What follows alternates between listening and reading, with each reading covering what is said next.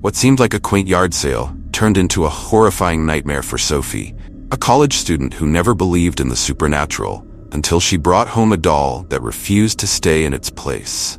Sophie Carter was a 21-year-old psychology major at a small college in Maine. She loved thrifting, yard sales, and anything antique. It was her way of escaping the monotony of textbooks and exams. Every Saturday, Sophie would hit the local garage sales, hoping to stumble upon treasures she could display in her small off-campus apartment. One Saturday morning in October, as the air grew crisp and leaves painted the streets orange and gold, Sophie ventured into a neighborhood she had never visited before. Most of the sales were mundane: old clothes, scratched furniture, and kitchen utensils. However, one sale caught her eye. A decrepit house stood at the end of a cul-de-sac. The lawn was overgrown, and the house's shutters dangled from their hinges. A small sign that read "Yard Sale" was taped to the mailbox. Intrigued, Sophie decided to stop. As she walked up the driveway, an elderly woman, dressed in a faded black shawl, greeted her. Her frail hands trembled as she gestured to the items on display, mostly old books, tarnished jewelry, and faded photographs. But Sophie's eyes were immediately drawn to a porcelain doll sitting on an old wooden chair. The doll wore a tattered Victorian gown, its porcelain face flawless except for a tiny crack near the right eye. Its blue glass eyes seemed to follow Sophie as she moved closer. "How much for the doll?" Sophie asked, already envisioning it as the centerpiece of her collection. The woman hesitated, her expression darkening. "You don't want that," she said, her voice trembling. Sophie chuckled nervously. "Why not? It's beautiful." The woman leaned closer and whispered, "That doll belonged to my granddaughter. She passed away. It has a way of keeping its owner's company." Sophie dismissed the comment as the ramblings of an eccentric old woman. She handed over $10, and the woman reluctantly accepted. "Be careful," the woman said as Sophie walked away. "She doesn't like to be ignored." That evening, Sophie placed the doll on a shelf in her bedroom. She admired it for a moment before turning her attention to a stack of homework. As night fell, the atmosphere in her apartment grew heavy. The once cozy space felt oppressive, and Sophie couldn't shake the feeling that she was being watched. At around 3 a.m., Sophie was jolted awake by a faint tapping sound. Her heart raced as she scanned the room. The doll, which she had placed upright on the shelf, was now lying on the floor, its face turned toward her bed. Convinced it had simply fallen, Sophie picked it up and placed it back on the shelf. She scolded herself for being paranoid and went back to bed. Over the next few days, strange things began to happen. Sophie would come home to find the doll in different positions, sometimes standing, sometimes lying on the floor. Once she found it sitting on her kitchen counter. The tapping noises continued, growing louder each night. Sophie's friends teased her when she told them about it, suggesting she was just stressed from school. But Sophie knew something wasn't right. One night, Sophie decided to test her theory. She placed the doll in her closet and locked the door before going to bed. At 3 a.m., the tapping returned, this time more insistent. Sophie froze as the closet door creaked open, revealing the doll sitting upright, its blue eyes fixed on her. Terrified, Sophie tried to get rid of it. She threw the doll in the trash and watched as the garbage truck took it away. That night, she slept peacefully for the first time in weeks. But her relief was short-lived. The next morning, the doll was back on her shelf. Its dress was torn, and its porcelain face now bore additional cracks. Desperate, Sophie sought help from a local antique expert named Mr. Harris. She brought the doll to his shop, recounting her experiences. Mr. Harris examined the doll, his face growing pale. "This isn't just any doll," he said. "It's a mourning doll, used in the Victorian era to commemorate deceased children. These dolls were often believed to house the spirits of the departed." Sophie felt a chill run down her spine. "What can I do to get rid of it?" Mr. Harris hesitated. "You'll need to perform a cleansing ritual. But I must warn you, whatever spirit is attached to this doll is angry. It won't leave easily." Armed with sage and a list of instructions, Sophie returned home. She followed the ritual step by step, chanting prayers and burning the sage around the doll. For a moment, it seemed to work. The air in the apartment felt lighter, and the doll remained motionless. But that night, Sophie woke up to find the doll sitting on her chest. Its cracked face was inches from hers, and its blue eyes seemed alive. A cold, childlike voice whispered, "You can't get rid of me." Sophie screamed and threw the doll across the room. It shattered into pieces, and for a moment she thought it was over. But as she caught her breath, she heard the tapping, now coming from every corner of the room. Sophie fled her apartment that night, leaving all her belongings behind. She moved to a new city and never spoke of the doll again. Months later, the apartment's new tenants found a porcelain doll sitting on the shelf, its blue eyes watching them intently. What if a bargain at a yard sale brought more than just a unique find? This is the story of Peter, a freelance photographer who discovered that some reflections are better left unseen. Peter Miller was a 34-year-old freelance photographer living in a quiet suburb of Denver, Colorado. He had an eye for aesthetics and a penchant for collecting vintage items, often using them as props for his photography projects. One sunny Saturday, Peter stumbled upon a neighborhood yard sale with an assortment of old furniture, paintings, and trinkets. Amid the clutter, a tall, ornate mirror with a gold frame caught his eye. The glass was slightly tarnished, giving it a mysterious, antique feel. Peter envisioned it as the perfect backdrop for his next photo shoot. "How much for the mirror?" he asked the seller, a middle-aged man with a nervous demeanor. The man hesitated. "It's yours for $15, he said, glancing away. "But I'll warn you, it's not a normal mirror." Peter laughed. "Let me guess, it's haunted?" The man nodded gravely. "It belonged to my grandmother. She always claimed it could show things that aren't supposed to be there." Peter dismissed the warning as a clever sales tactic and handed over the money. He loaded the mirror into his truck, eager to see how it would look in his studio. Peter placed the mirror against the wall of his home studio, admiring its intricate design. That evening, as he reviewed his photos from a recent shoot, he noticed something strange. In one image taken in front of the mirror, there was a faint silhouette of a woman standing behind his subject. Confused, Peter double-checked the lighting and camera settings. Everything was normal. He chalked it up to a smudge on the mirror and decided to clean it thoroughly the next day. The following night, Peter was editing photos when he heard a faint whisper. He froze, straining to hear. It sounded like a woman's voice, soft and distant. "Who's there?" he called out, his voice trembling. The whispering stopped, but Peter couldn't shake the feeling that he wasn't alone. He glanced at the mirror and swore he saw movement, a shadow darting across the glass. Over the next few days, the occurrences grew more unsettling. Peter would catch glimpses of the woman's reflection in the mirror, her face pale and her eyes hollow. She never appeared in the room, only in the glass. One night, Peter decided to investigate. He set up his camera to record the mirror overnight. The footage left him shaken. At around 2:30 a.m., the mirror's surface began to ripple, as if it were water. The woman's figure emerged, pressing her hands against the glass. Her mouth moved as if she were screaming, but no sound came through. Terrified, Peter tried to get rid of the mirror. He left it on the curb for the garbage collectors, but the next morning it was back in his studio, leaning against the wall as if it had never been moved. Desperate for answers, Peter consulted a local historian who specialized in haunted objects. The historian explained that the mirror had once belonged to a woman named Evelyn, who was rumored to have practiced dark magic. She used the mirror as a portal, the historian said. She believed it connected her to another realm. When she died, her soul became trapped inside it. Peter asked how he could break the curse, but the historian shook her head. The only way to destroy the mirror is to confront what's inside it, but be warned, it's dangerous. That night, Peter stood before the mirror with a hammer in his hand. "Show yourself," he demanded. The mirror's surface rippled, and Evelyn appeared, her face twisted with rage.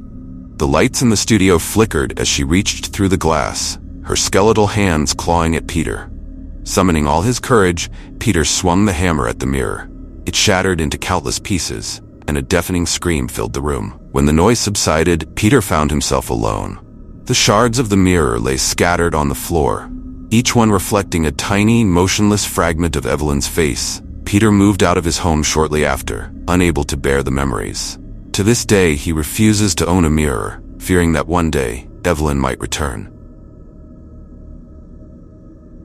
What if an innocent purchase became the key to unlocking a deadly secret? When Emily picked up a delicate jewelry box at a local yard sale, she had no idea it held a sinister past. Emily Johnson was a 28-year-old teacher living in the small town of Salem, Massachusetts. She loved scouring local yard sales for unique treasures to decorate her home. On a brisk autumn morning, she stumbled upon an estate sale at an old Victorian house. Among the array of items was a beautiful, hand-carved jewelry box. It was made of dark wood, with intricate floral engravings and an inlaid mother-of-pearl design. Emily admired its craftsmanship and purchased it for just $10. The elderly woman running the sale hesitated before handing it over. "This box has been in my family for generations," she said. "But be careful. It's said to bring misfortune to its owners." Emily dismissed the warning as an old wives' tale. She took the box home, excited to add it to her collection. That evening, Emily placed the jewelry box on her bedroom dresser. When she opened it, she found a small, faded photograph tucked inside. The picture showed a young woman wearing a locket and standing in front of the very same Victorian house where the sale had taken place. Curious, Emily decided to visit the local library to learn more about the estate. She discovered that the house had belonged to the Beaumont family, who had suffered a series of tragedies in the late 1800s. The young woman in the photo, Clara Beaumont, was said to have disappeared under mysterious circumstances shortly after her engagement. Emily couldn't shake the eerie feeling that the box was connected to Clara's story. That night, she began hearing soft whispers emanating from the box. At first, she thought it was her imagination, but the whispers grew louder, forming incoherent sentences. The following morning, Emily noticed that her cat, Luna, refused to go near the jewelry box. The usually fearless feline hissed and clawed at the air whenever she got close to it. As the days passed, strange things began happening in Emily's home. Lights flickered, objects moved on their own, and the whispers became more distinct. One night, as she lay in bed, she heard a chilling voice whisper, "Help me." Terrified but determined, Emily decided to investigate further. She returned to the estate and spoke with the elderly woman who had sold her the box. "Clara's spirit is trapped," the woman explained. "The box was her most cherished possession. It said that she cursed it before she disappeared, binding herself to it in hopes of revealing the truth about her death." The woman handed Emily a small, rusted key. "This opens the secret compartment. But be warned, what you find may haunt you forever." That night, Emily used the key to unlock the hidden compartment. Inside, she found a delicate locket, identical to the one Clara wore in the photograph. When she opened the locket, a folded piece of paper fell out. It was a letter written by Clara, revealing that her fiancé, Edward, had murdered her to inherit her family's fortune. Clara's ghost had cursed the jewelry box, hoping someone would uncover the truth and bring Edward to justice. As Emily read the letter aloud, the room grew cold, and a shadowy figure appeared behind her. It was Clara's spirit, her face pale and her eyes filled with sorrow. "Thank you," Clara whispered. "Now I can rest." The ghost vanished, and the whispers ceased. Emily felt a sense of relief, but couldn't shake the feeling that she was being watched. Emily took the letter to the local historical society, where researchers confirmed Clara's story. Edward's crimes were exposed, and Clara's name was finally cleared. Although the haunting stopped, Emily decided to bury the jewelry box in Clara's grave, ensuring that her spirit could find peace. To this day, Emily avoids yard sales, knowing that some treasures come with a price far greater than money. What would you do if the art you brought home began to look back at you? For Marcus, a yard sale painting wasn't just a bargain, it became a nightmare. Marcus Reed, an aspiring artist in his mid-30s, was always on the lookout for inspiration. He spent his weekends exploring yard sales across his suburban Ohio town. One crisp Saturday morning, he came across an unassuming sale at a small farmhouse. Among the items was a large, antique oil painting. It depicted a serene winter landscape. A snow-covered forest with a lone cabin and a frozen lake in the background. What caught Marcus's attention, though, was the faint silhouette of a figure standing by the cabin's window, almost as if it were watching him. The painting was unsigned, and the seller, a middle-aged man named Tom, seemed eager to get rid of it. $20 and it's yours, Tom said. Why so cheap? Marcus asked, intrigued. Tom hesitated. Let's just say, it's not exactly a crowd pleaser. Ignoring the cryptic warning, Marcus bought the painting and brought it home, excited to hang it in his studio for inspiration. That night, as Marcus worked on his latest project, he noticed something strange. The figure in the painting seemed clearer than before. What had been a vague silhouette now appeared to have a face.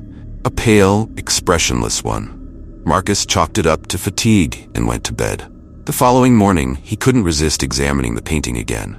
To his shock, the figure had moved closer to the cabin's window. Its face was still blurry, but unmistakably human. Disturbed, Marcus decided to cover the painting with a cloth. However, strange things began happening around his house.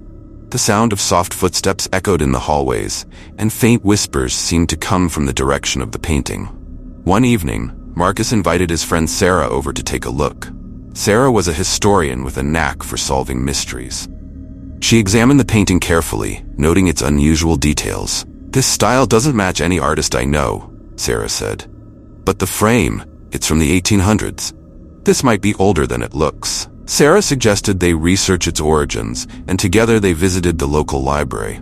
There, they stumbled upon an article from 1897 about a reclusive artist named Elias Carter, who was rumored to have painted cursed landscapes. One of his pieces, titled The Winter Watcher, bore an uncanny resemblance to Marcus's painting. According to the article, Carter believed he could trap spirits within his work. He had disappeared under mysterious circumstances, and several of his paintings had been linked to bizarre occurrences. As the days passed, the haunting grew worse. Marcus woke up one night to find the cloth removed and the painting hanging on his bedroom wall, even though he had left it in the studio. The figure now stood outside the cabin, closer to the edge of the forest, its face fully visible. Its hollow eyes seemed to follow Marcus wherever he went. Terrified, Marcus and Sarah decided to destroy the painting. They took it to a nearby bonfire pit and set it ablaze. To their horror, the flames wouldn't catch. Instead, the painting began to emit a low, guttural hum, as if it were alive. Sarah suggested returning it to the farmhouse, hoping to break its hold. When they arrived, Tom was waiting for them, his face pale and gaunt. "You should have left it alone," he said. "That painting ruined my family. My brother bought it at an auction, and within weeks, he vanished. The same thing happened to my father. I thought selling it would break the curse." Tom revealed that the painting had been passed down through his family, each owner suffering tragic fates. He warned them that the only way to end the curse was to return the painting to where it was created, the abandoned cabin depicted in its scene. Determined, Marcus and Sarah set out to find the cabin. Using old maps and clues from the article, they located it deep in the woods. The cabin was decrepit, its windows shattered and walls covered in frost. Inside, they found an easel and painting supplies, as if Elias Carter had just left. They placed the painting on the easel, and suddenly, the room grew unbearably cold. The figure in the painting began to move, stepping out of the frame and into the cabin. It was Elias Carter, his ghostly form twisted and menacing. "You freed me," he hissed, his voice echoing. Before Marcus and Sarah could react, the cabin began to collapse. They barely escaped as the structure crumbled into the snow, burying the painting forever. Back in town, Marcus felt an eerie calm. The painting was gone, but he couldn't shake the feeling that Elias Carter was still watching him. To this day, Marcus avoids landscapes, fearing that one might hold more than just paint.